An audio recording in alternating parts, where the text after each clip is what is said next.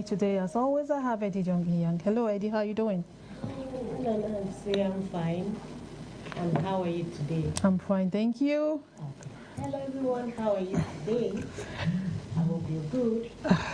And for Nancy, tell me how you've been. You said? Tell me how you've been. I've been well, but before I tell you how I've been, I would like to say something about what's been going on lately on the space of the social media. You know, these days it's like we can't live our life without getting some news from the social media. Yes, no matter how we try. We get information. It's so easy to pass information through the social media these days. Instead of sending letters like we used to do back in the days, now you and then send them direct messages, and it's so easy, you know. So, but then lately I discovered that there has been a lot of rape allegations on the social media. In fact, I counted like 5 just from October last year to this moment. We've had 5 serious rape accusations, and they were all false. False. So I don't know if young ladies these days to wake up one morning and then decide to accuse a certain young man of raping them just for clout chasing or to make, you know, draw traffic to their page. I just don't know for whatever reason a young lady, you know, people would say even when you are being raped, it's so difficult to come out to say such things. So why would a young lady want to come out and say she was being raped when nothing of such happened, you know?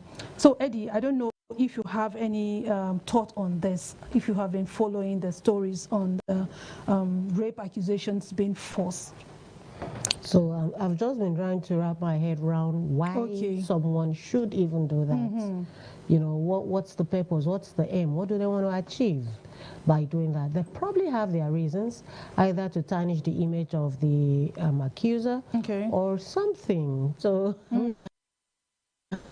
what a disheartening video this afternoon for 25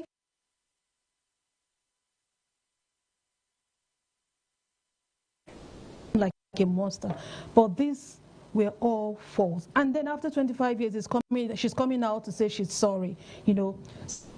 We saw another one trending of a girl from, I think from Ile-Ife or so, who accused one David of raping her, and then all of a sudden she's out with an apology, trying to, you know, but the guy has rejected the apology and said he's filing, I mean, he wants a compensation of 15 million naira, you know, for image damage and all that. And so we get these stories over and over. A few weeks ago, one who came, she was just screaming up and down that her husband sexually molested her 2 children, 4 and 2, you know, and everybody, if it happened, I mean, if it didn't place it, that man would have received a mob action, but it was even online, but at least good neighbors were able to come rescue the man before the worst could have happened. So we get these stories every day, and it's so, and I begin to wonder, what is it with people claiming sexual molestation, rape, and all that? What is going on? You know, you talk about tarnishing image. Do you really think it's tarnishing the person's image? And how about your own image? Aren't you protecting your own image? Why would a young lady come out and say she was being raped? Well, maybe ignorance. She feels maybe there won't be any repercussions. Yeah, that's the word, repercussion on her. But then, do they even think? I don't think they think twice. You know, because some people take actions and don't give a thought to the after effect, the repercussions of their deeds. They feel maybe at the initial time they might feel, oh, who they are targeting will be the worst hit, forgetting that at some point they might also be roped in, and their image will also be destroyed. And the sad thing with this is when people who now have the actual rape case come out, nobody will tend to believe them anymore, because we've seen a whole lot of story from different dimensions. So what else, like the last one, the Mary Bell issue, what is the worst situation of a rape case can someone come out and paint again on social media that will be worse than what that girl painted?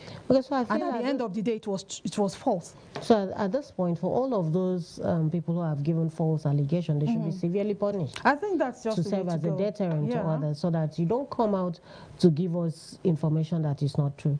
So using, like, if I want to refer to you when you said using the social media platform for all of this, I really don't understand, because there are things you see and was this really necessary? Everybody seems or feel the social media space is the best place to come say vent or say any manner of thing, and that's because there is no checks to it.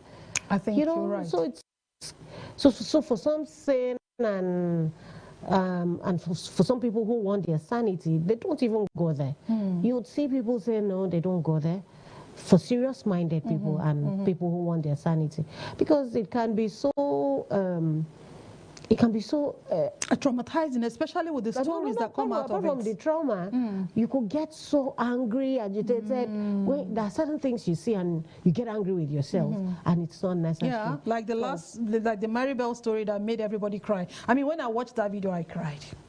So I literally cried like this, like, who would do such a thing? And to come to think that it was all fabricated story, you know, it was, I felt so sad, like, Maribel or whatever her name should just come, let me just give her a slap first, you know.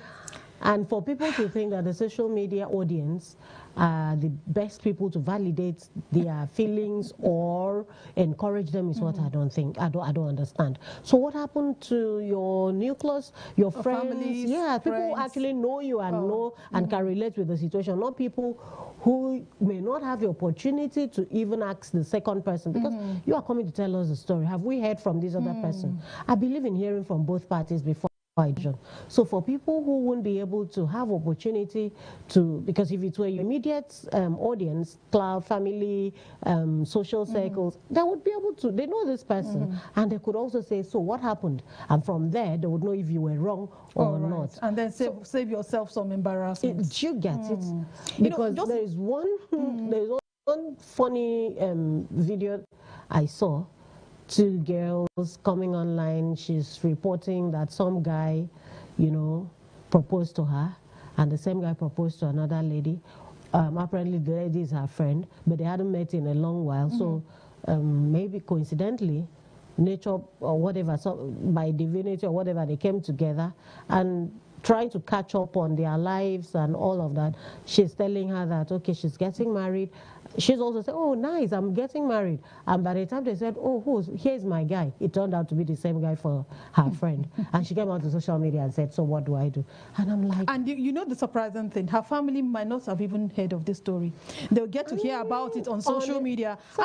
Is this not my daughter? What is this story I'm seeing about her? She said this, she said that. So you can imagine what is happening. So for the other person, they said the guy has actually come to the family to do the needful, collected the list. So, but then, when this happened, did you go back to your family to say, this is what I've discovered, and then talk at that level? Why do you come out to the social media for validation or for opinion? What do you want them to tell you?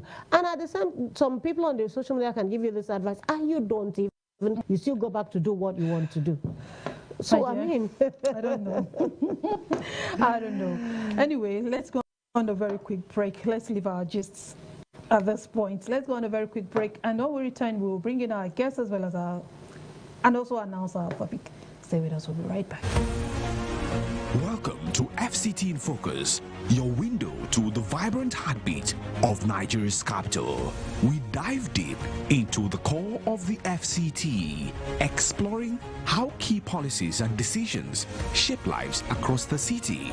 From exclusive insights into the FCT administration to voices from the streets, we bring you stories that matter. Catch FCT in Focus Saturday and Sunday at noon. Tune in for the latest stories from the nation's hearts. Do you know what gamalin 20 is? It is a dangerous chemical pesticide never meant for human consumption. Sadly, some fishermen illegally use gamalin 20 to catch fish, poisoning not just the water, but the food on your plate. Here's how to spot fish caught with gamalin 20. Fish that look unusually fresh but stiff. A strange chemical smell, sometimes like kerosene, when cooked. Pale or bleached gills, peeling scales, or sunken eyes.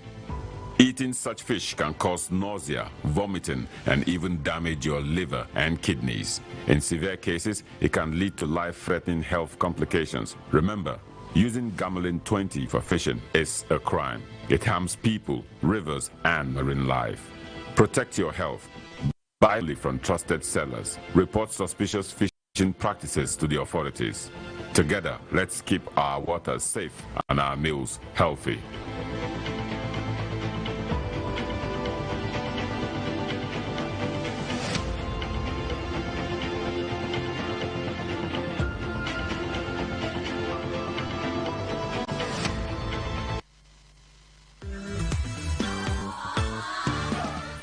On the go, ADBN, where you are. Stay connected with us across all our social media and streaming platforms. Exclusive news updates, captivating stories, and more. Join the ADBN community today via our various platforms. An Avo TV app, ADBN Channel 121, Niger TV app, ADBN TV, Limexwell TV app. To get the latest news straight to your phone, join our WhatsApp TV channel.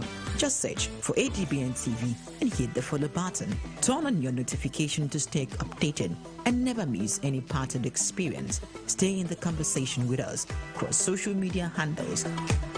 On X at ADBN TV, Instagram at ADBN TV, Facebook ADBN TV, YouTube ADBN TV. Keep visiting our website on www.adbntv.com. Watch us live anytime, anywhere. ADBN TV, a part of you.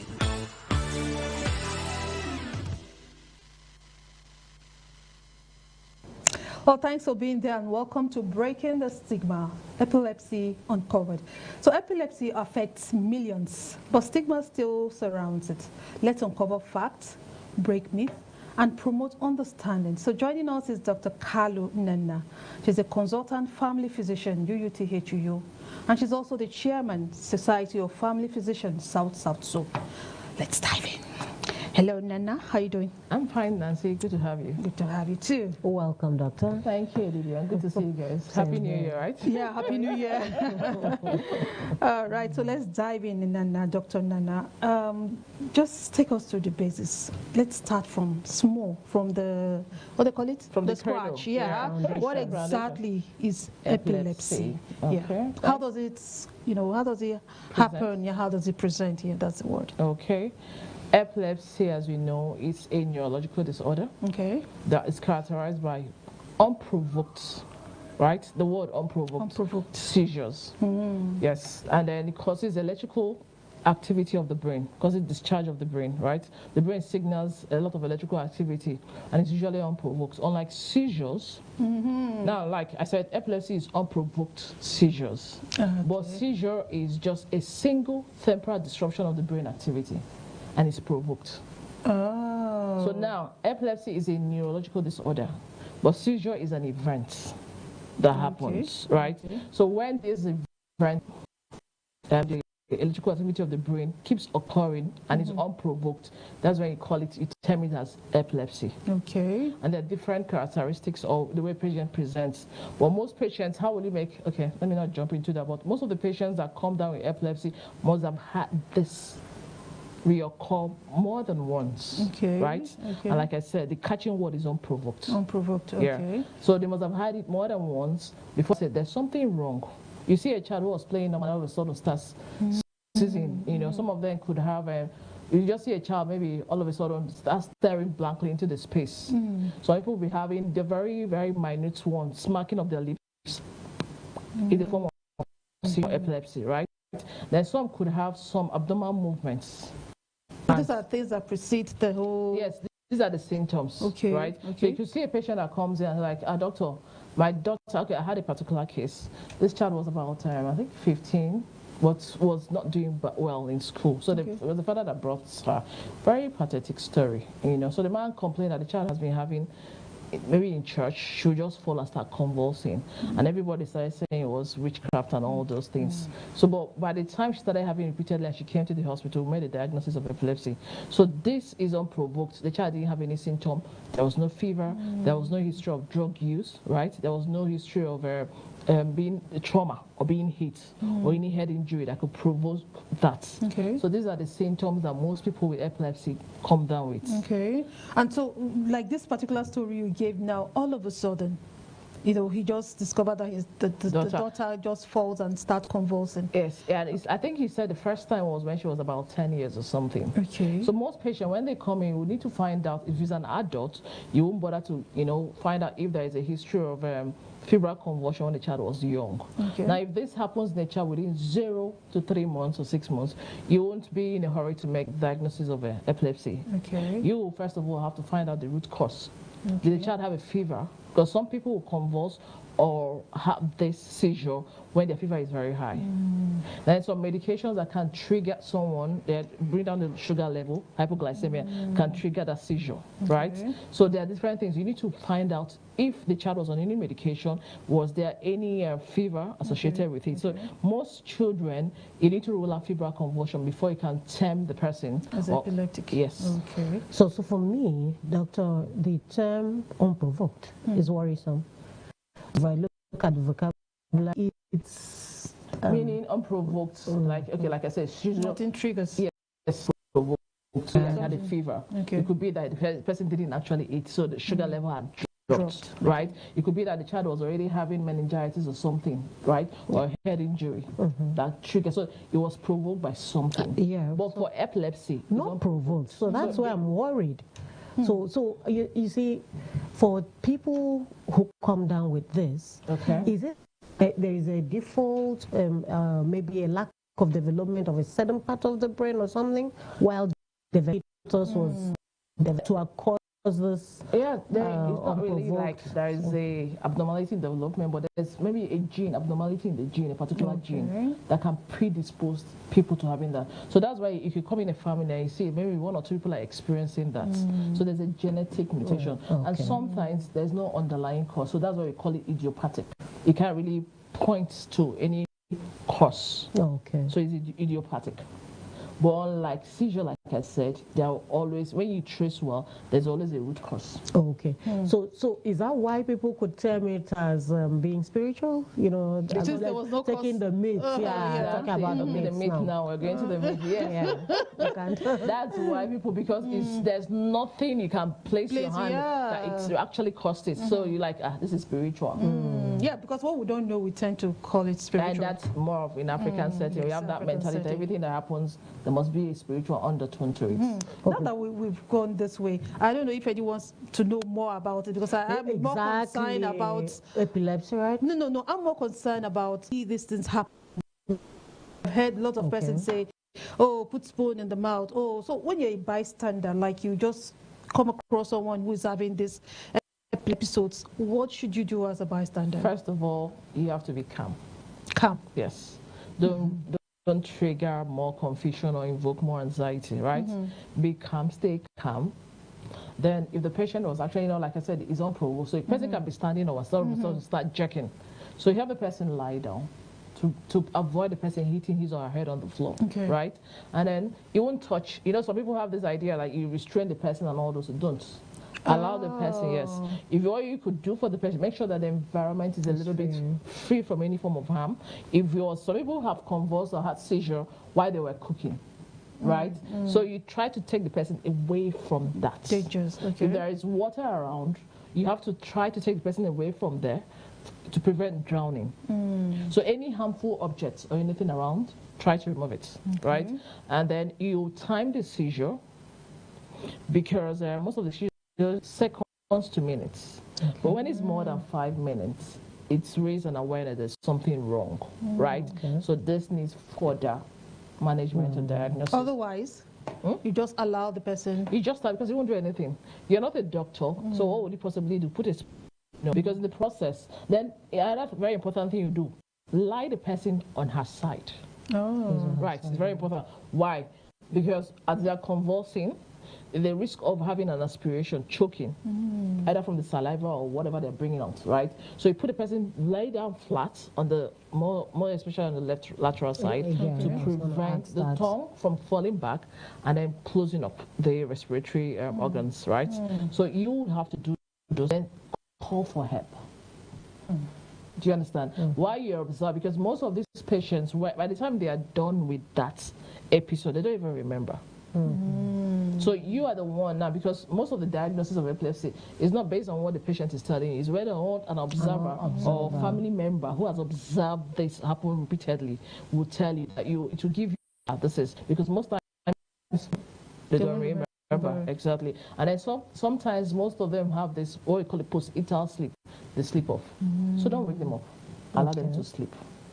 Then after that, you take them to the hospital. Now, if it happens in the hospital, we have to stop that. So we can use for that in the hospital. Oh, to stop the whole jerking. Yes. Jerking. Now, for children, some give this rectal diazepam. Like I said, you don't put anything in the mouth. You don't try to, you're trying to set a line for the person, it might be a bit difficult. Okay. But if you open the anus a little bit and put in a diazepam and close it, because the anal region has a lot of vascularization, so it's easily absorbed, right? Okay. So you could do that. We can give a phenobarbital. These are some of the medications we use to abort the seizures. Oh. Yes. But for any bystander or anybody standing on the road, don't do anything. Just make sure that the person is free from any form of harm. Stay calm, seek for help, help the patient, time the seizure. And when the patient comes, reassure the person. Now, I'm glad you're saying this, because I've heard, put spoon, where is spoon, bring spoon, bring spoon. I keep wondering, what is water. Pour water, pour water, Some people say put it in the fire. When you put it in the fire, burn the feet. One of my friends was telling me how, I think he was his son when he was quite young, had a fever.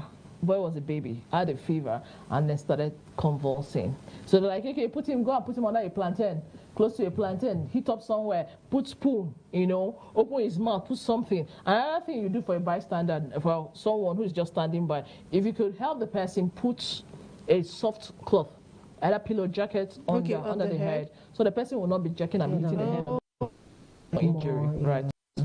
Okay, so you can use the person's cloth or something. Just make something soft, like a pad for the patient, and put the head. Okay. It's really heartbreaking when you see some of these episodes. Yes. I saw a footballer once fell on the field and started convulsing, Okay. It was so sad. But I saw that perhaps due to awareness, his teammates, they just gave space and all that, and then started calling for, it was really heartbreaking. You need to see an adult, a very big person. It's scary for even people around. Yeah. Right? It's scary for the patients, it's scary for people, onlookers or observers. Even for the family, it's scary. Imagine seeing your child jerking like that and foaming and rolling their eyes, and some of them could even urinate in the process or even stool, right? So, but most that have seizure, that's why epilepsy is different. Most of the epileptic seizure, like I said, is unprovoked, but they will have an aura.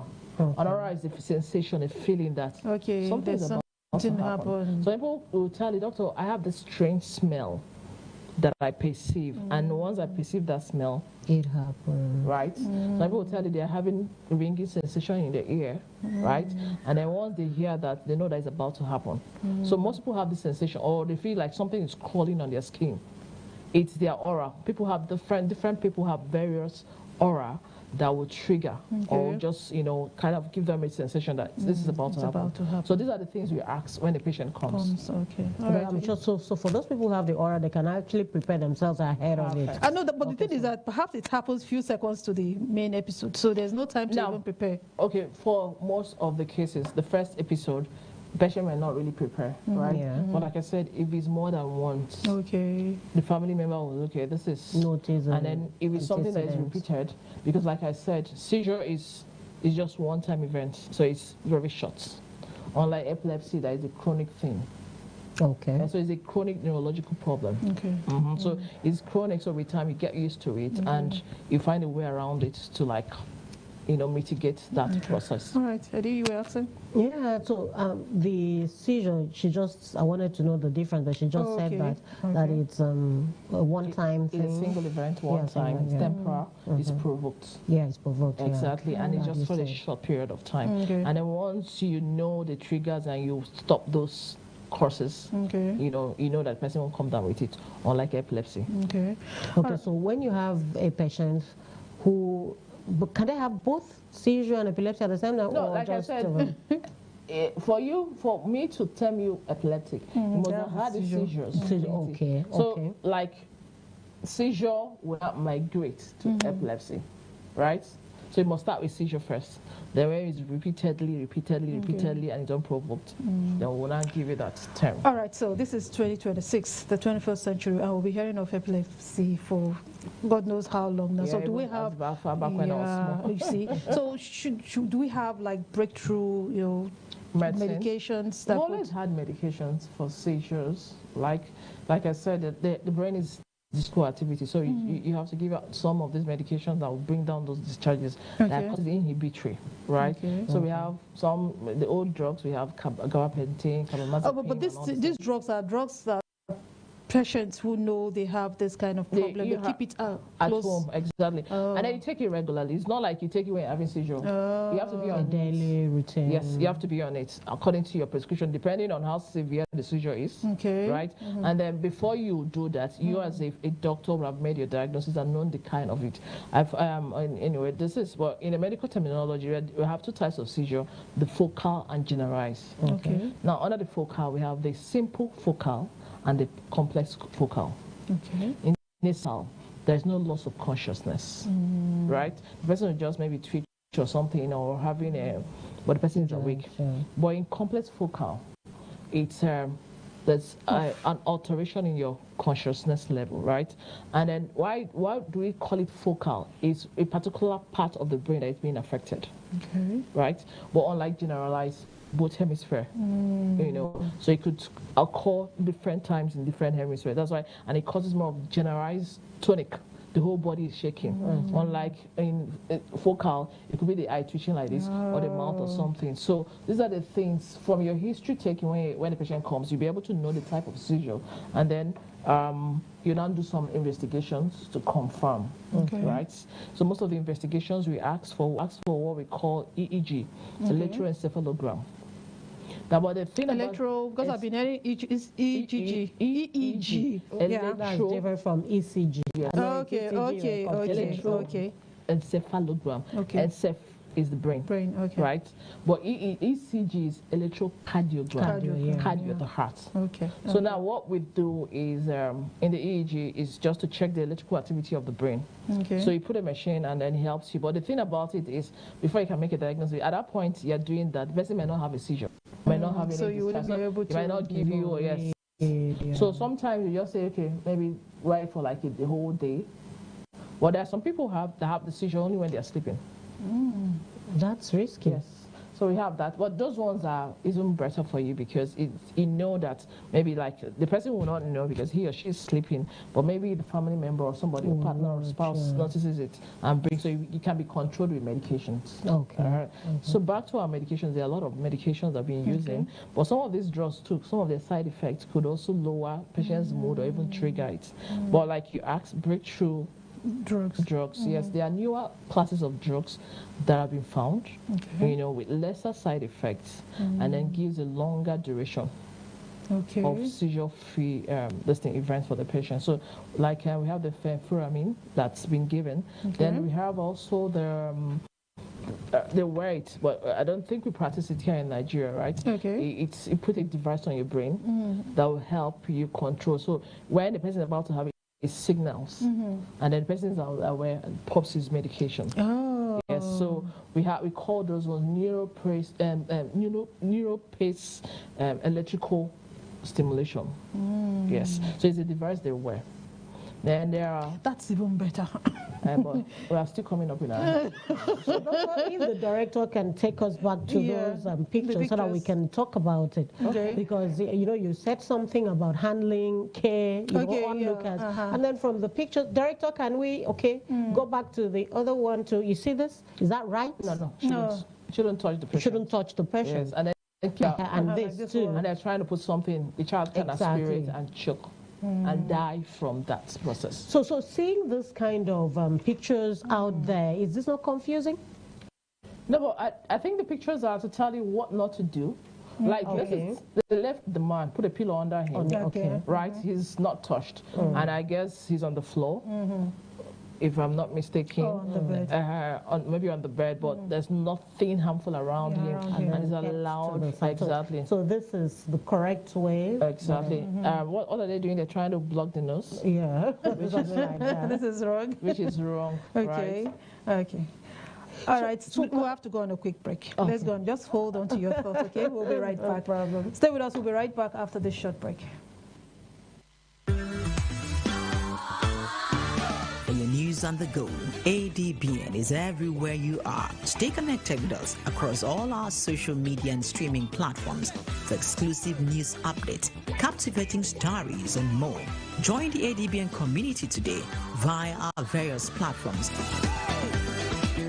An Avo TV app, ADBN Channel 121, Niger TV app, ADBN TV, Linux Well TV app.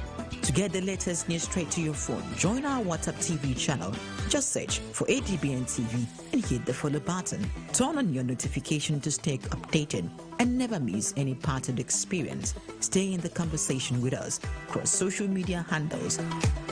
On X at ADBN TV, Instagram at ADBN TV, Facebook ADBN TV, YouTube ADBN TV. Keep visiting our website on www.adbntv.com. Watch us live anytime, anywhere. ADBN TV, a part of you. All right, thanks for being there. We still have Dr. Nena in the studio, and we're talking about epilepsy today. But before we continue with our conversation, let's take some few tweets and see what the social is saying about epilepsy. Okay, so this one from Moonlight says, he has epilepsy, but he tricked me. He tricked me into marrying him. Oh, the pain and anger I feel right now are completely unbearable. I didn't sign up for this, Julius. I didn't. Oh, no. We dated for almost 4 years, and he managed to hide his condition from me the whole time. There was absolutely no sign, no single sign or hint that he was sick. He never had an epileptic attack while we were dating. I have no idea how he kept it a secret. I never ever saw any of his medicines. Oh, this is a sad one. This is a sad one, I tell you. Okay, so the next tweet from Remy, and it says, a common myth about epilepsy and what people need to understand. Okay, there are lots of them there. Doctor, let's go ahead, right?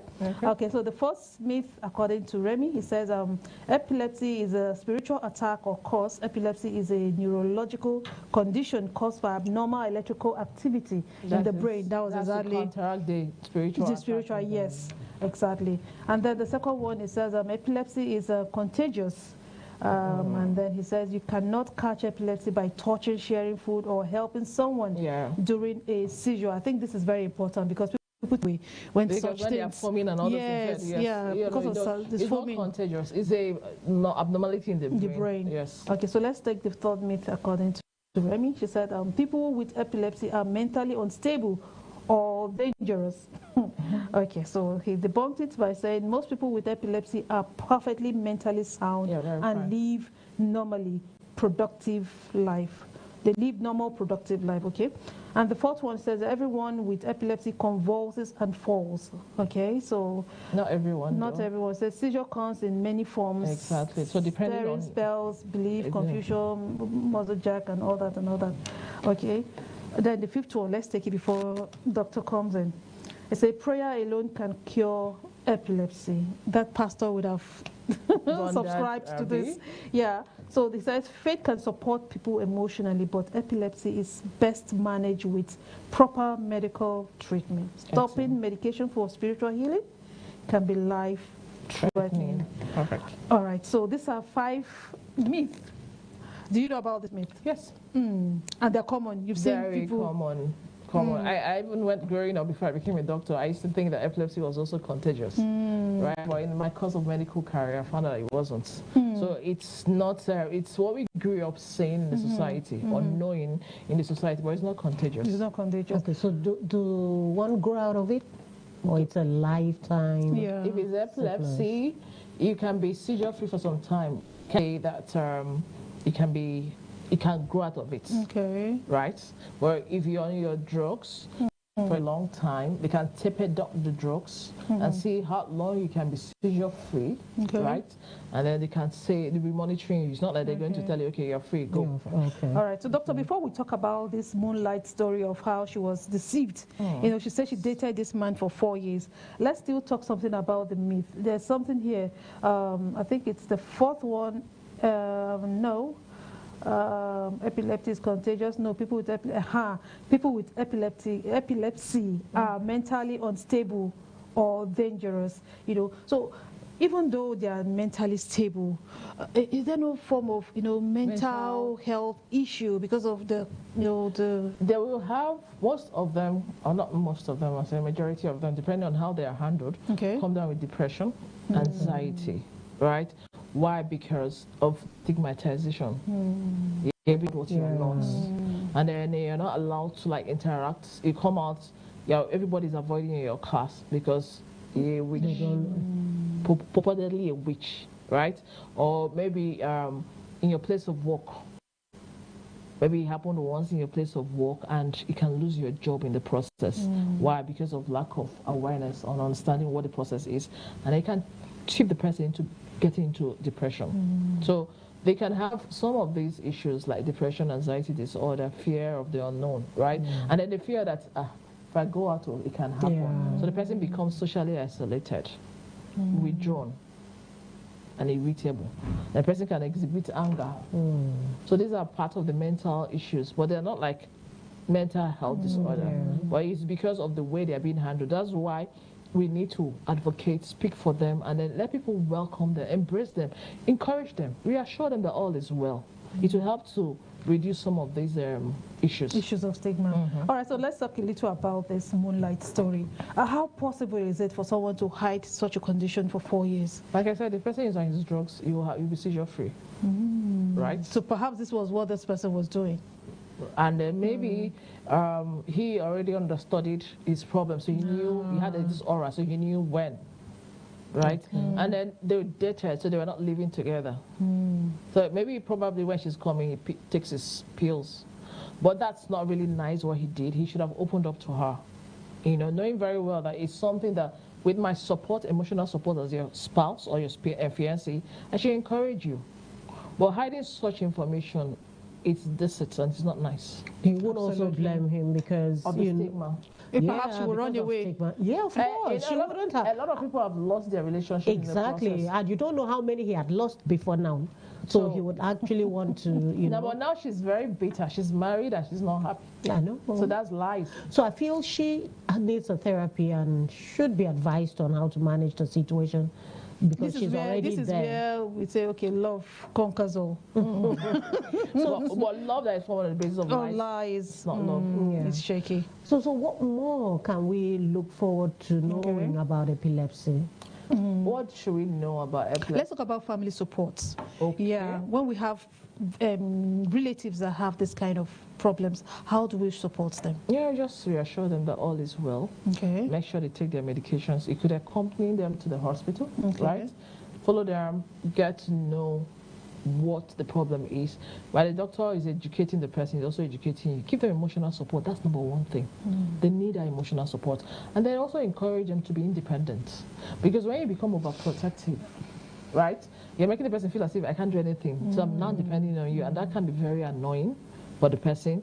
And then you make the person like very redundant. So but what you encourage them, even if they don't do it well, is keep encouraging them. That emotional support is number one thing. Then make sure they take their medications.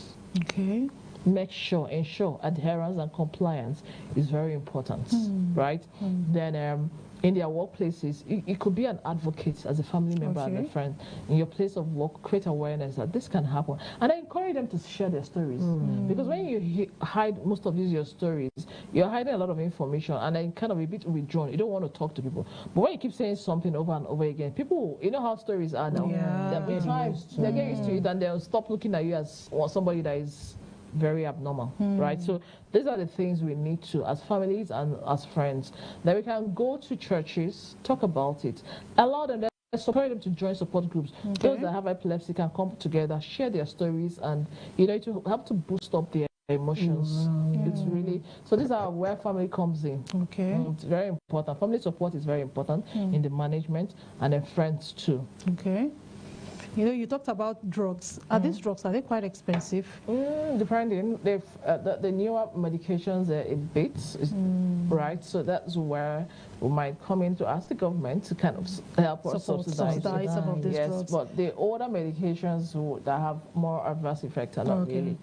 All right, so and then I saw this report, a data showing that people from the South will have larger population of people with epilepsy. Really? Yeah, and they termed it as a part of the, what they call this, mining, and what we have here. Exposure to... Yeah, what's the word for it now? This petroleum mining thing. Crude oil exposure? No, not that. I think the occupation. Flaring of gas, flaring and all that, exposure to some of these chemicals. Can trigger that. Yes, and perhaps that's why we have larger population with people with epilepsy. And so that brings me, perhaps you don't know that, but then I would like to know, in your clinic, in your hospital, how often do you see people working in that field coming down with seizure? No, not people, regular people, like how many? A lot. People come down with it. What is not, I won't say, like I said now. It's not alarming? It's not really alarming as per the population or the number of people that come in. Why? Because some people tend to hide it. So they don't come out to talk about it. And they don't want to seek medical care because of the fear of being labeled, right? So they don't come out. But the data saying more people in South, how did they come about it? Maybe because people in South are becoming more aware and they're coming out, and the other sub-regions are not because of that stigma. So I can't really say people in South. Okay, but you can say for your hospital, you have people coming in. Yeah, we do, but not plenty. Not plenty. Yeah, but we have, like in a month, you can see like 1 or 2, or I cannot even. But we don't have much. So, but the majority of people the people we see or the patients we see are those who have already been, from the. Been managing them, so they come in regularly for their checkups and all those. But new cases, this year, have I seen any seizure case or epileptic case? No, I don't think so. It's just old cases that still come up. I think we need to do more of advocacy, because it's not like this is not in the society. It might be in the population. Yeah, but people are not coming out to talk about it. And perhaps because of the labeling, the stigma that comes with it, so people are still hiding. So more advocacy will make people realize that we need to do this. Help that they can be controlled, and they will live a very good life. Their quality of life will be improved too. Okay, so, and my other question is people driving. Okay. Can people who have epilepsy, can they drive? Yeah, can they use machines and all that? There are, but there's a clause to it. Right? Now we need to know the type of epilepsy or seizure you have, right? And then how long you've been seizure free.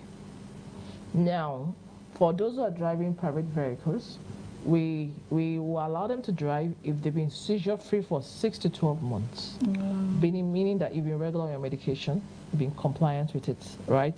And then you have to be on your drugs. So you're not going to stop your drugs and say, okay, because I'll stop, because it could happen, like I said, it's unprovoked. So you could be driving and just suddenly start jerking, and the problem is not with you alone, but other road users. So you're putting everybody at risk. So now this driving thing has to do with different state laws. Like outside the country, there are different laws that govern different states. And those who are epileptic. Well, Nigeria here, I don't even know whether we have laws. Maybe I have laws, but they're not very strict about it. They're not very strict about it. But you, as a physician, owe it to the society, by telling your patient, oh, please don't drive. Rather, it's safer to be a passenger, right? And then don't operate large machines or machines that will trigger, or people who are maybe builders climbing, you're building something high up, and then you can have that episode and then fall from height, and that is very risky. So we advise them not to indulge. If you can stay away from that, perfect. But if you must be on your drugs, and you must have been on seizure free for at least 6 to 12 months. Then for commercial vehicle users, it's longer duration. right? Because you're driving people, so you're not going to put other people's life at risk. So different laws, but if you take your medications well controlled, adhere strictly to it, right? To the advices, we encourage them. You know, so, some stressors can trigger it. Lack of sleep. So encourage them to take a lot of sleep. Observe a lot of sleep. You know, avoid sleep deprivation. Then diet is very important. And diet. Yes. Adequate hydration too is very important. There are different studies that said ketogenic diet. Oh, it's good. Has been shown to help, right? But they're still undergoing those studies. But if you eat healthy and stay healthy, it will also reduce the frequency of having the seizure. Then well hydrated for children now, right? We encourage them to be well hydrated because if the patient is dehydrated and there is reduction in your sodium level or those, it can trigger that seizure. So yes, so you need to do those lifestyle practices is very important. Rest is very important. Take your medications. When you do all those things, you can live a normal life. Okay, so talking about living a normal life and with all of these preventive measures, what would you have to say to employer of labors, you know, for someone who is suffering epilepsy, who has gone through school and is ready to have, you know, some of them could be rejected and turned down. So that's why it's advisable to have this work-related policies on that, right? Now, for someone who is epileptic, I think the person can do the job, but don't put the person into a job or don't expose him to a job that can trigger that, or when it even happens, it causes more harm. The fatality or mortality rate to be high, right? So you can give them maybe sedentary work, sit in the office, do some office work and all those things, you know, but you won't actually reject them. It won't be nice because it's going to affect their emotions. Exactly. So give them that benefit of doubt, but at the same time, encourage them as the employer, encourage them and make sure they are well controlled. Sometimes you ask them, I know you can be bridging on the confidentiality, but just tell them, are you seeing your doctor? Right? Is it okay if I talk with your doctor to know how you are? Exactly. So some of these companies they have this ethics and policy related on work related matters. They have that. So they have their hospital and the doctors. So you go to talk with your doctor, and then the company will hold the company doctor liable if anything happens to you, because it's expected that you should have been talking with your doctor, right? And the doctor, the onus lies on the doctor to reach out. I'm not seeing you. How are you? Do you understand? I need to see whether you're taking your medications, and you ask for refills. Now, if you are managing the patient is not coming for a refill, you know that there's something wrong. So the patient is a high risk. So it keeps you on alert. That we need to check on this patient, anything can happen. Probably at that point, that's where the onus lies on you to contact the employer. Your employee is not coming, no, I don't know why. Find out why. But in your field, do you people actually do that medically? In my field, as a family physician, yes, we're supposed to be doing that, but are we doing it in teaching hospital? Anyway, we have the people whose work are there, the social workers, right? So they reach out. Now, you in the clinic, because you have a lot of patients you're seeing, but if you are seeing that this patient is not coming from your record, you could alert the social workers, please trace this man, call him, find out what is wrong. Right? But in an ideal situation, that's what should be happening. Exactly. You just said it right. And I'm happy you didn't have to mince words about that. Yeah, in an ideal situation. But because follow up on your patient, it helps them. So like, you know, one could be curious. I know, firstly, the onus lies on the onlookers, family members, support groups to be well enlightened. And then to have that confidence, you know, because it could be scary saying that. So you should be able to have that confidence to be able to help, you know. So, but I think more of the advocacy should be to those who are offering help than those coming down with the problem. Yeah, advocacy is basically for those around. Right, so you also take it to the schools. Start from maybe primary, secondary, enlighten them, go to the universities. You know, talk with them about that.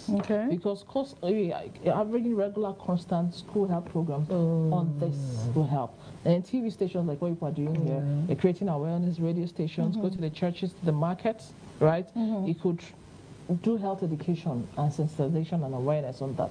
Do a lot of campaigns, print flyers, give people to read. Okay. You know, to encourage people. The more knowledge, the more know, things yeah, exactly. You know, when you go for these advocates, especially when it concerns schools, what do you tell the schools on how they can help students, you know, with epilepsy? Okay, start with the school authority. Don't send them away. Don't laugh. Some teachers will say, this child is a dumb student, cannot do anything. Take your child away, right? No, encourage them.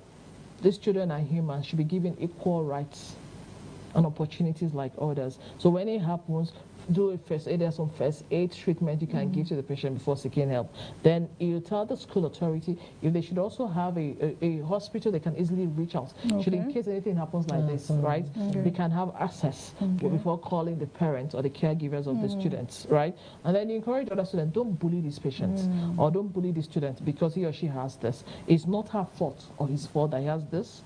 Right, encourage them, don't bully them, because most of the times, by the time you bully them, it's also triggering more of these attacks, right? So it kind of triggers a lot of stress, and the person can have more repeated attacks. So encourage them. By the time you keep talking and talking and talking, it will enter their head. So, but for the patients themselves, you know, do you, in your way of counseling them, talk to them about opening up? Feeling free to, yes, you know? that's one of the things. You know, outside the fact that trying to abort the seizure, the meat of the matter is this psychosocial aspect of it. Yeah. You know, address their fears. That's why in family medicine, I'm always very proud of my profession and my specialty. In management of your patient, is what we call the 5-phase.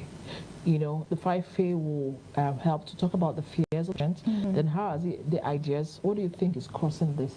It's always good for you to ask a patient, what do you think is the cause of this? Then that way, it's helping you when you're managing your patient, how to go about it, right? Patient can tell you, it's my grandmother that caused me, or somebody in my neighborhood, we had a quarrel and it caused my child, and that's what happened, right? So you're getting the ideas, okay, this is what the patient is thinking, and that's why he or she might not think this is a medical case. So in that aspect, then you also need to find out the function. How has this problem affected the function of the patient? And then you come in as a patient to the hospital, what do you expect to get from us? So that's what we call the 5-phase in family medicine. So by the time you're able to that, that's why in our management of a patient, it's not about the disease entity, but the patient. It's called patient-centered care. So in your management of this patient, by the time you address all these patient's fears and then helping the patient is now can confide in you, feels free to talk with you because you've addressed his or her fears, right? And then that way, you now use the opportunity to educate and help the person change this myth and ideologies, wrong ideologies about this. True. All right. Thank you so much, Dr. Nana, for coming on the show today. But before we go, I would like you to tell us, in your own opinion, what do you think is the most challenge people living with epilepsy encounter in Nigeria? Most challenge? Most of the challenge is psychological and emotional. That's number one, right? And because of that, most of them are not well educated because they don't go to school, or because of this issue. And then, you know, when you're not, and then you don't have jobs. So the hardship continues, it's a vicious cycle. So these are the challenges. Emotional, they are depressed, they are angry, everybody is annoyed with them, and then sometimes they feel worthless. So it can reduce their quality of life, right? So outside, like I said, the challenge is, apart from the aborting the seizure, we should help them with their psychological aspects. Talk with them, let them open up, address their fears. Thank you so much, Doctor. Thank you so much for your insight on epilepsy today. I'm sure we've been able to change the mindset or the perception of some of our audience listening to us today. You know, talking about the myth. We've been able to debunk a whole lot of them today. All right, thank you for joining us to break the stigma around epilepsy. Awareness and support can change lives. So let's keep talking, like the doctor said, and supporting. So until next time, from all of us on this today's, bye-bye, and thanks for watching. Thank you.